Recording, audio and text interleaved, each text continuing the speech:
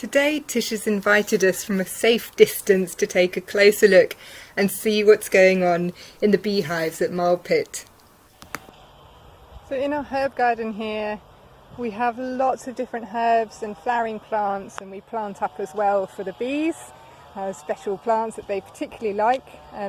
This is one that they really love, which is echinacea, and you can see just really beautiful flowers we've got on them this year. And we've got bumblebee and honeybee at the moment, collecting some pollen, having a look for some nectar as well. Okay, hello. We're at Marlpit Community Garden and this is our apiary. At the moment we've got a team of 3 people who are looking after our bees, working with our bees. So it's me, I'm Tish, that's Kieron over there, and that's John over there. And we're doing an inspection. It's the end of July. So this is the hive I'm going to show you. It's a fairly small colony that was split off. We had a strong colony that was preparing to swarm, and what we did, we took the queen and some of the bees from that colony so to try and prevent them swarming. Swarming is colony reproduction. So we took the queen and some bees from the other colony and set them up in this hive, and the colony they came from raised a new queen who carried on with that, so then we had 2 colonies of bees. Here we have a brood box, a super, and the roof. And here's the landing board. So here's the entrance. We've got it quite small because at this time of year, the entrance is quite small. At this time of year there'll be wasps about, and so you keep the entrance small so the bees can defend against any wasps. The bees here, they're coming out, they'll be going off foraging for for nectar and pollen. So you can see them, they come out and off they go. Scouts will have been out already and come back and dance to tell the bees where's a good source of pollen and nectar, so they know where to go. Okay, so I keep some bricks on the roof just in case it's very windy. Take the roof off. This is okay.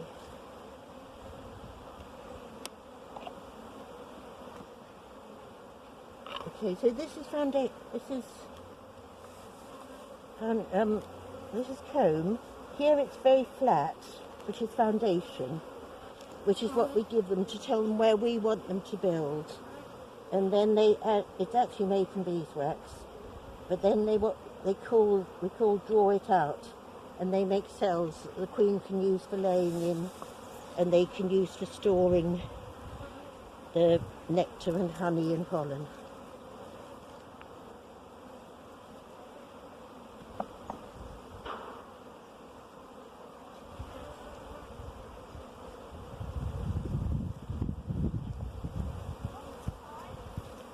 Okay, this is interesting. So here we have, these are workers and they're working on the stores. Under here is capped honey. Here is liquid honey. What they do, they bring the honey home in their crop, and then they have to reduce the water content and down to about 20%. And when it's down low enough, they then cap it to preserve it. And why they're storing honey is for the winter. How do they make the honey from the pollen? They make honey from nectar, which they reduce the water content and they add enzymes. And that's what makes honey. Pollen, they bring home on their legs. And again, they make it a bit sticky. And that's pollen. So the pollen is the protein for feeding to young bees. The honey and nectar is carbohydrate, so that's for energy.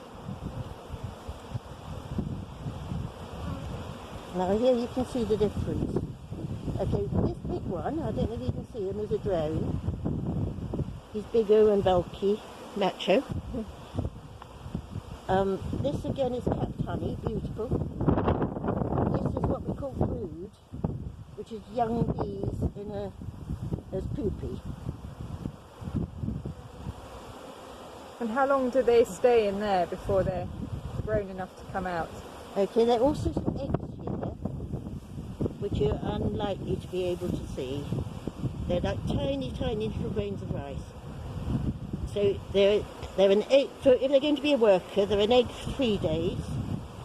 Then they're a larva for 6 days, and then they're capped. The workers will cap them, and they're pupate for 12 days, and then they come out. So there'll be actually 21 days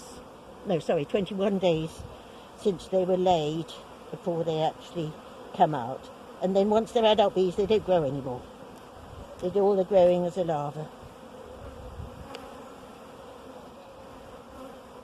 So you've seen workers, and there's another drone. So what are they doing at the moment? They're working with the honey, feeding on the honey. They may be these look as if they're actually eating. They do a lot of touching each other, to spreading the queen's pheromones around the hive, so everybody knows the queen's there and she's safe. I don't know, if in these holes you might be able to see some larvae.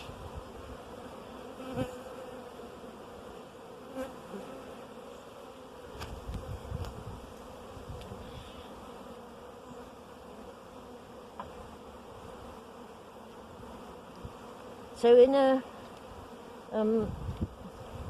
busy hive in the summer, you may get 60,000 worker bees, perhaps a few hundred drones, the males, and 1 queen.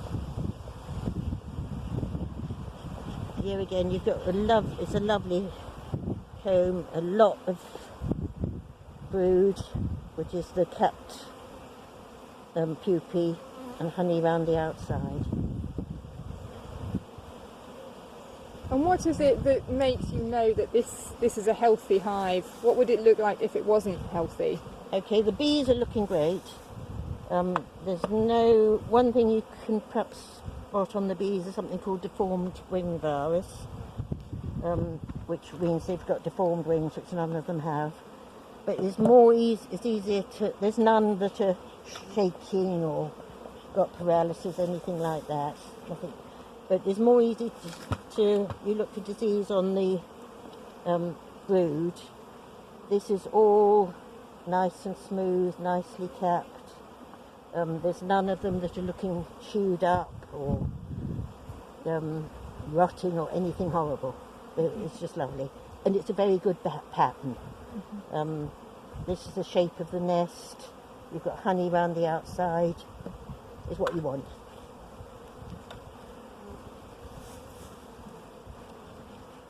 And are these bees quite docile and friendly in this hive, or? Well, as you see, they're not attacking. They're not objecting. No. They're not attacking. Here, where these have hatched out, and then when these have hatched, the queen's filling them up with more eggs. You might possibly see some eggs there, but they're very small. Yeah. Yeah.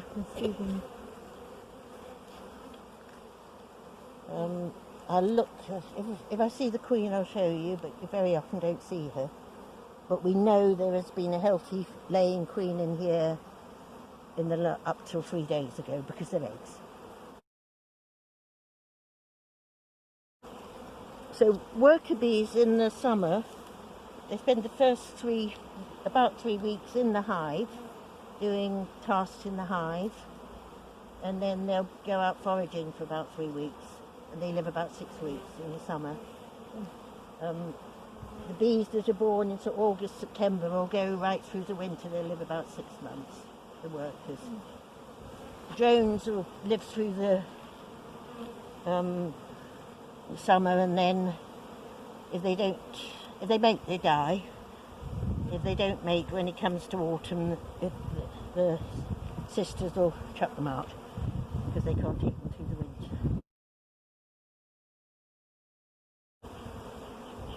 Okay, so this is worker brood that workers will hatch from.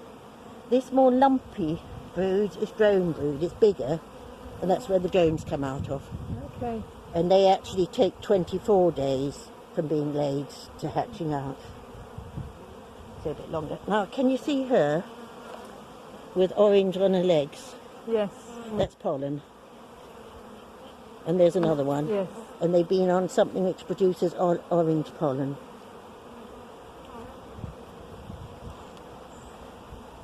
So if they needed a new queen, they produce a cell like this, and the queen will lay in it, and then they feed that more, and they feed it royal jelly, and that would grow to be a queen. But they also practice, they just make little cups and that she doesn't lay in, so that's what that is. And that's just a normal egg. If it's fed, if the larvae is fed royal jelly, it will make a queen, or is it a different sort of an egg? It's a normal egg, it's a normal worker egg. The difference is in the feeding. The egg in the drone cells is unfertilised, and that will become a drone. But the females are fertilised. But it's the feeding that makes the difference between an infertile worker and fertile queen. And how many queens will they create in a year? The queen can be queen for 2 or 3, maybe up to 5 years at the most, more like 2 or 3. They don't make new queens. If they're very busy, thriving colony, and they want to swarm, then they'll produce queens. If the queen is getting old and laying less, then they'll produce a new queen. Or if for some reason they lose their queen, then they'll produce a new queen. They don't seem to mind if you're touching them a little bit. No, you can just touch them and then move out of the way. I want to look at something and just see that. And these don't seem to be bothering to move even much.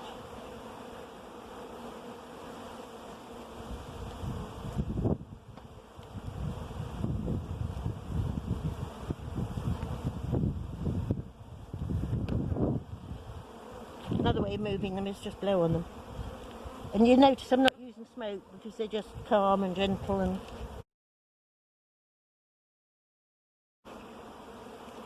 Okay, we didn't see the queen. They can be very difficult to spot, but we know she's there. She could have been with her abdomen in a cell laying. She could have had her antennae in a cell, feeling out to see if it's a worker cell or a drone cell. If it's a worker cell, she'll lay a fertilised egg which will become a worker. If it's a drone cell, she'll lay an unfertilised egg which will become a drone, and she can control that. She only mates, once over 2 or 3 days, but can mate with 15, 20 drones. The more the better. She then stores the sperm. She then stores the sperm in a special gland called the spermatheca, and she never mates again. So she keeps them for the sperm alive for the rest of her life and uses them as she needs them.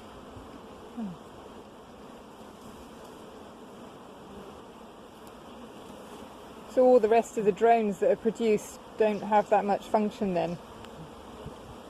Hives are not happy if they like drones, but the drones go out cruising in the afternoon, early afternoon, to a drone congregation area where they wait for a young virgin queen to come, and then if they see her and scent her, then they'll chase her. And the first one, catch or mate with her, and then after he's mated, he'll die, he'll drop to the ground. She'll carry on, and another one will chase her. If she mates with enough drones in the one day, then she won't go out again. If she doesn't, she can go out for another 2 or 3 days. And then she'll never leave the hive again unless she swarms.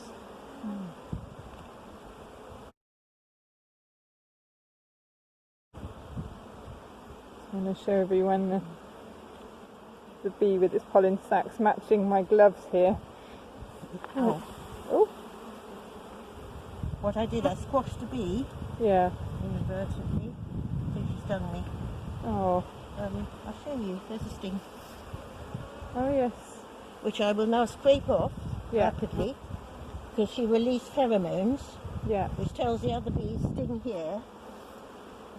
If I'd left it, it would pump venom into my thumb. I actually felt it went through the glove. Because I've got it off, and then I smoke it to disguise the scent, so they're not getting the message sting here. Ah, okay.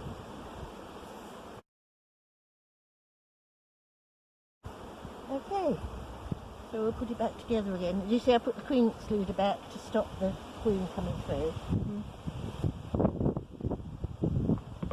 Anyone who's a beekeeper who sees this is actually a clearing board that homemade clearing board that I'm using as a cover board. We put cones in here to clear the honey. What that's about, if we had a super full of capped honey in here and I wanted that the bees can spare, I want to take it, I'd put this in with the cones in so the bees could go down but they couldn't come back up. And then when I come back, the super is cleared of bees and it's easy to take the honey without disturbing them.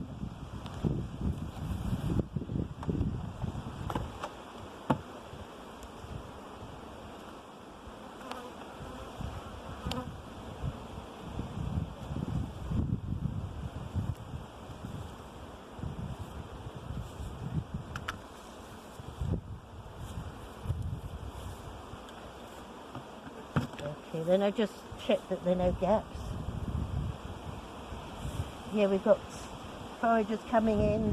Some of them will be carrying nectar to make honey, and some of them are bringing back pollen, which they need. They're short of pollen in there, but they'll be all right.